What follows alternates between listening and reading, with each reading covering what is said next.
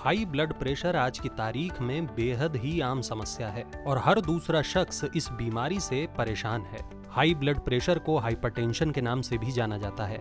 ये बीमारी बड़ी तेजी से फैलती जा रही है और हिंदुस्तान में अगर शहरों की बात करें तो शायद ही कोई घर आज की तारीख में इस बीमारी से अछूता है। इस बीमारी की गंभीरता का अंदाजा इस बात से लगाया जा सकता है कि हिंदुस्तान में हर साल लगभग 2.5 लाख लोगों की मौत हाइपरटेंशन की वजह से होती है, जबकि दुनिया भर में यह आंकड़ा करोड़ों में है। चिंता की बात यह है कि विश्व स्वास्थ्य संगठन की चेतावनियों के बावजूद भी खराब जीवन शैली और अस्वस्थ खान पान के चलते इसके मरीजों की संख्या लगातार बढ़ती जा रही है। लेकिन ये बीमारी क्या है और कैसे होती है, आज इस वीडियो में हम विस्तार से इसी पर बात करेंगे। हमारे शरीर में मौजूद रक्त नसों में लगातार दौड़ता रहता है और इसी रक्त के माध्यम से शरीर के सभी अंगों तक ऊर्जा और पोषण के लिए जरूरी ऑक्सीजन, ग्लूकोज, विटामिन, मिनरल्स आदि पहुंचते हैं और इस रक्त के बहने से नसों की दीवारों पर जो दबाव पड़ता है उसे ब्लड प्रेशर कहते हैं। आमतौर पर यह ब्लड प्रेशर इस बात पर निर्भर करता है कि हृदय कितनी गति से रक्त को पंप कर रहा है और रक्त को नसों में बहते वक्त कितनी रुकावट का सामना करना पड़ रहा है। मेडिकल गाइडलाइंस के अनुसार 130/80 हीमोग्लोबिन से ज्यादा रक्त का दबाव हाइपरटेंशन या हाई ब्लड प्रेशर की श्रेणी में आता है। हाई ब्लड प्रेशर से हमारे शरीर के कई अंग प्रभावित होते हैं, लेकिन सबसे ज्यादा इससे हमारा दिल प्रभावित होता है, क्योंकि जब हृदय को संक्रिय या सख्त हो चुकी रक्त वाहिकाओं के कारण पर्याप्त ऑक्सीजन नहीं मिलता तो सीने में दर्द होता है। ऐसे में अगर खून का बहाव रुक जाए तो हार्ट अटैक या कार्डियक अरेस्ट आने के खतरे भी बढ़ सकते हैं।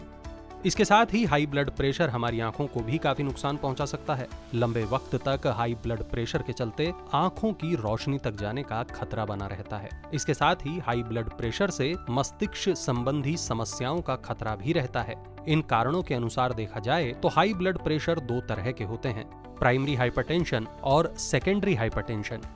प्राइमरी हाइपरटेंशन के केस ज्यादातर युवाओं में पाए जाते हैं और हमारी अनियमित जीवन शैली और गलत खान पान की वजह से धीरे धीरे समय के साथ ये किसी भी उम्र के शख्स को हो सकते हैं। इस प्रकार के ब्लड प्रेशर के कारण कुछ ऐसे होते हैं: मोटापा, तनाव, नींद की कमी, बहुत ज्यादा गुस्सा आना, तला और मसालेदार भोजन लेना।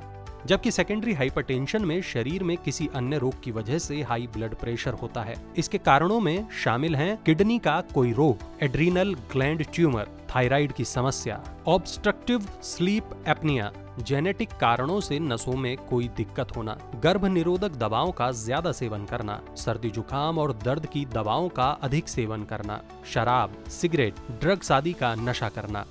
ये तो हुई इसके प्रकारों की बात, लेकिन अगर इसके लक्षणों पर नजर डालें तो शुरुआती लक्षण कुछ ऐसे हैं: सिर में दर्द होना, सिर चकराना, तनाव होना, सीने में दर्द की समस्या होना, दिल की धड़कन बढ़ना, सांसों का तेज चलना और कई बार सांस लेने में तकलीफ होना, आंखों से धुंधला दिखाई देना, पेशाब के साथ खून आना, थकान और सुस्ती महसूस होना और नींद न आना। लेकिन कई बार कई लोगों में हाई ब्लड प्रेशर के लक्षण नजर नहीं आते, क्योंकि आमतौर पर लोग थकान और सिरदर्द जैसे लक्षणों को नजरअंदाज करते रहते हैं। लेकिन अगर किसी को भी ऐसे लक्षण महसूस होते हों तो उन्हें अपने ब्लड प्रेशर की जांच जरूर करानी चाहिए, क्योंकि हाई ब्लड प्रेशर आपके शरीर को काफी नुकसान पहुंचा सकता है। इसलिए ये जानना बेहद जरूरी है कि एक स्वस्थ शरीर का रक्तचाप कितना होना चाहिए। स्वस्थ शरीर में ब्लड प्रेशर की मात्रा 120/80 हीमोग्लोबिन होती है। जब किसी भी इंसान का ब्लड प्रेशर 90/60 से नीचे चला जाता है तो इस अवस्था को लो बीपी या हाइपोटेंशन कहते हैं। लेकिन 130/90 से ऊपर हाई ब्लड प्रेशर की श्रेणी में माना जाता है।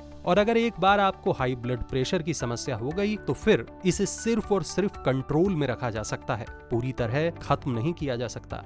इसलिए अब इससे बचाव के बारे में भी जान लीजिए। प्राइमरी हाइपरटेंशन के इलाज के लिए डॉक्टर आपके ब्लड प्रेशर को कंट्रोल करने के लिए कुछ दवाइयां दे सकते हैं। इसी के साथ डाइट और जीवन शैली में बदलाव भी ब्लड प्रेशर को कंट्रोल करने में मदद करता है। इसके लिए खाने में नमक की मात्रा सामान्य रखें, तला भुना, मसालेदार और बाहर का खाना कम खाएं। कोई भी दवाई डॉक्टर से सलाह करने पर ही लें। खुद से कोई भी दवाई न ले लें। अत्यधिक मानसिक या शारीरिक स्ट्रेस लेने से बचें। सिगरेट, शराब या अन्य कोई नशे का सेवन न करें और हाँ, अपने वजन को भी नियंत्रित रखें। नियमित तौर पर एक्सरसाइज भी करें। और जैसे कि सेकेंडरी हाइपरटेंशन शरीर में किसी अन्य रोग का कारण होता है, तो ऐसे मामलों में डॉक्टर ब्लड प्रेशर को नियंत्रित करने की दवा देते हैं। मगर उनका मुख्य फोकस उस बीमारी को खत्म करना होता है जिसके कारण ब्लड प्रेशर हाई हुआ है। इसी के साथ रोगी को समय समय पर अपने ब्लड प्रेशर की जांच करते रहनी चाहिए। आजकल बाजार में ब्लड प्रेशर जांचने वाले कई इलेक्ट्रॉनिक मॉनिटर मिलते हैं, जिनकी मदद से आप घर बैठे अपना ब्लड प्रेशर चेक कर सकते हैं। इसी के साथ ही डॉक्टर द्वारा बताई गई सलाहों का सही रूप से पालन करें और एक हेल्दी और स्वस्थ लाइफ जिएं।